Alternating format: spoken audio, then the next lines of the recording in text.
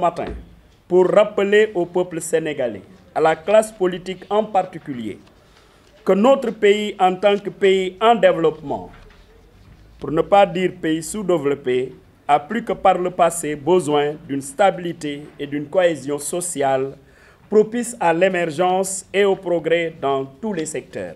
Syndical apolitique.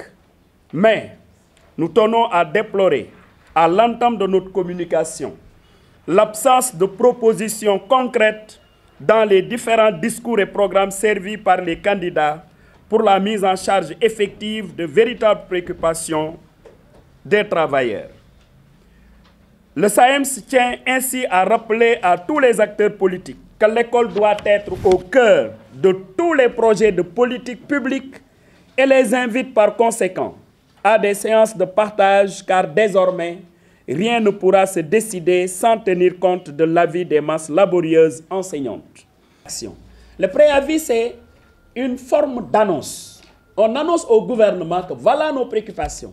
Et le gouvernement a un délai d'1 mois pour apprécier ce qui est écrit sur le préavis et demander une rencontre avec l'organisation syndicale concernée. De toute façon, puisque nous l'avons déposé le 17 janvier, le préavis expire le 17 février. Et je sais très bien aussi, en bon sénégalais aussi, le 17 février, nous serons en plein dans la campagne électorale. Mais de toute façon, ce qui est important, c'est qu'au lendemain de l'élection présidentielle, nous aurons un président de la République et une équipe gouvernementale.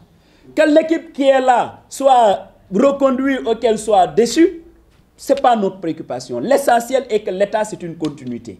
Et dès le lendemain de la mise en place du gouvernement, que ces gens-là se rappellent qu'ils sont sur la table, mais nos préoccupations. S'il n'y a pas de réaction, c'est en ce moment que notre organisation va le plus naturellement du monde réagir. Et nos réactions, vous les connaissez, c'est des plans d'action. Pour le dire et alerter par rapport au ministère de la formation professionnelle. Voilà un ministère qui a engagé un ensemble de réformes et qui refuse catégoriquement de les discuter avec les organisations syndicales. Je ne sais pas, nous sommes dans quel pays. Étant donné que c'est des réformes qui engagent la situation de certains travailleurs, qui changent même le statut de certains travailleurs, avec la mise en place de conseils d'administration dans certains établissements de formation, je crois que dans une démarche cohérente, le ministère de l'enseignement technique et de la formation professionnelle devrait accepter de partager avec les organisations syndicales. De toute façon...